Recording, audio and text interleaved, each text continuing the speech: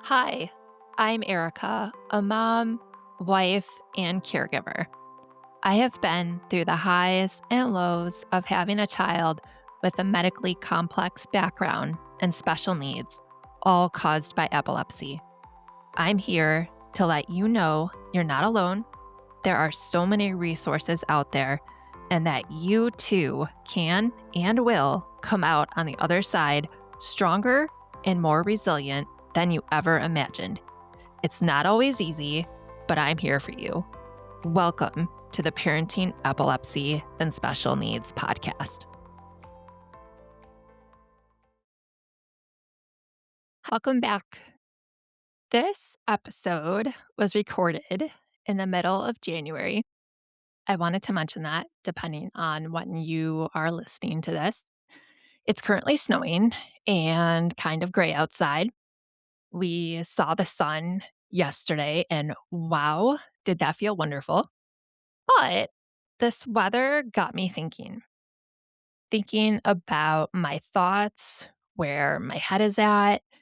And as we start to talk about the new year, also thinking about our self talk. So a few days ago, it was a day somewhat similar weather wise to today, cold, snowy, and gray. And I was just in a funk. You know, the kind of day where no matter what you do, it doesn't stop. I did my workout, which usually helps me release stress and sets a great tone for the day. I took a few other actions that usually help keep my mind in a good place, but I don't know what it was. Maybe I needed more sleep, always a possibility, not sure, but nothing was working. So, have you ever had one of those days, or maybe a few in a row, where you just don't feel like yourself or you're a little off? I'm sure you have. So, as the day went on, I noticed that I was feeling more anxious, stressed, and my self talk was definitely not in check. I began thinking about this podcast and how I am probably not the only one who gets stuck in a rut or in a bad headspace from time to time. But when we do, how do we change it? So it helps to start by acknowledging, as we've talked about in past episodes, all that we carry or the mental load and all that we have on our plate as a mom of a child or children with special needs. I personally wasn't having all of these thoughts that I'm about to mention on this specific day, but we certainly do have to consider that we frequently encounter or are in a state of constant vigilance, medical decision making, fear, anxiety, depression, guilt, exhaustion, or even worry. And the list could go on. This is all normal. But how do we become more aware of the thoughts that are running through our heads on both the extra difficult days and on the average Tuesday? Today's discussion is not about fixing your thoughts, it's about noticing them because awareness is where the compassion begins. So, why does self talk matter so much? This is such an important topic. We have a choice to either let our thoughts control us and our mood, or stay in control of our thoughts and be the best person or version of ourselves that we can be. We must avoid placing blame on ourselves because of past events that cause or trigger our daily thoughts. Our thoughts are shaped by, say, traumas, repeated stress, feeling in survival mode. There are many internal messages that were formed to protect us because our brain is, after all, trying to protect us, to stay alert. Don't mess this up. You have to be strong. You don't need help. You can do it all. Does this sound familiar? I know some of it does for me. Your inner voice isn't broken. It's been working overtime. So if you're feeling depressed, anxious, or just blah, maybe you're also in the Midwest and this weather has not been on your side either. But pay attention as you are going about your day. What is going through your head? What thoughts are you having? It is definitely helpful to note this down and then determine how to transform those thoughts into positive or helpful thoughts that will improve your mood, your headspace, and overall well being. So, for a few examples, I should be handling this better. Other moms make this look easy. If I rest, something bad will happen. I can't fall apart. My child needs me. This is my fault. I am always behind. Why does the to do list never end? I forgot to do or call fill in the blank for my child. If any of these sound familiar, you are absolutely not alone.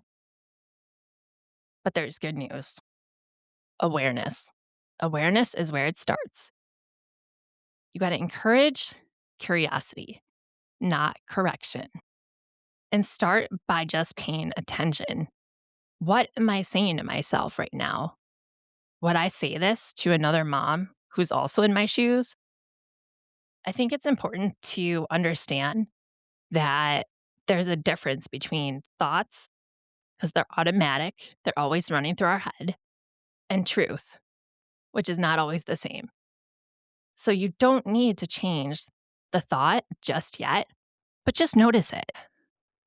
I will give you 3 shifts that can help you, or more of like an exercise to help you really pay attention and then shift those thoughts from thoughts that might not be serving you to thoughts that'll help you feel better as you're going about your day.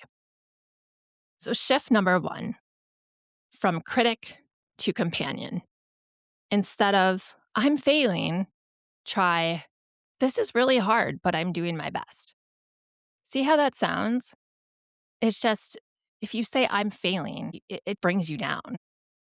So, the whole objective of this is to help you not only think better, but also feel better throughout your day. Shift number 2, you could shift from should to allowed. So, for example, instead of I should be stronger, you could say, I'm allowed to feel overwhelmed and still be a good mom. And then there's another thought, from fear to grounding. So, this shift might look like something like, instead of saying something bad will happen, try right now, in this moment, we are okay. This is a practice. This is not perfection. You're not always going to catch yourself.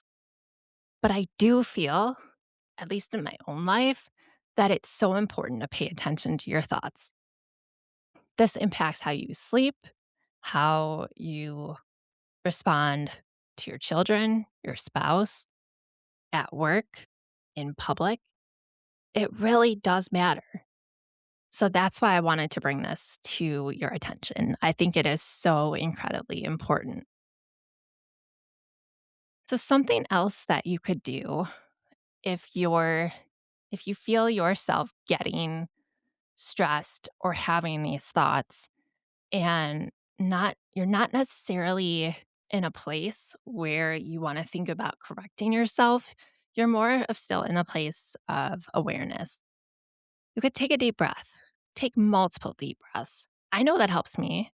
It just helps me feel more grounded and brings me back to a calm place. Pay attention and notice your reoccurring thought. Some people I know will place their hand on their heart, take deep breaths, and just get themselves back to a better place. I want you to remember you are human. Not every day is going to be perfect. Some days the thoughts will be loud. Some seasons are heavier than others. This emotional fluctuation that we experience is completely normal. And it happens to all of us. But remember, awareness doesn't mean that you'll never struggle again. It means you'll struggle with more kindness toward yourself. And that's what matters. So, in closing, if I could give you one simple takeaway for the week, notice one thought per day without trying to fix it. Notice how it made you feel. Maybe journal about it, write it down, and then pay attention if you continue to have that thought, and then work on reframing it or correcting it. If it helps, like I said, to journal about it, try meditating, or use the exercise I mentioned earlier about reframing your thought. They all could really help. But pick the one that works best for you. Pay attention to where it's coming from, or think about what language or thoughts could serve you better to avoid unnecessary stress and burnout as a result of these thoughts. I just want to remind you, you are not alone. Your experience matters, and that inner voice deserves gentleness and calm too. You are a good mom, even on the days your thoughts tell you otherwise. Your thoughts do matter, and I want you to stay in the right mental frame of mind, not just for your child, your family, but for you. Thank you for being here, for listening. I'm so proud of you. I am here for you. I know you are doing your best with everything on your plate. So until next time, stay strong and believe in yourself. You are an amazing mom, and your child is lucky to have you. Please share this with someone who could benefit from hearing today's episode. Don't forget to write a review or rate this episode. It would mean the world to me, and it helps to get this show out to others who are in need of this information. Follow me on Instagram at parentingepilepsy_special needs. We'll see you on the next episode.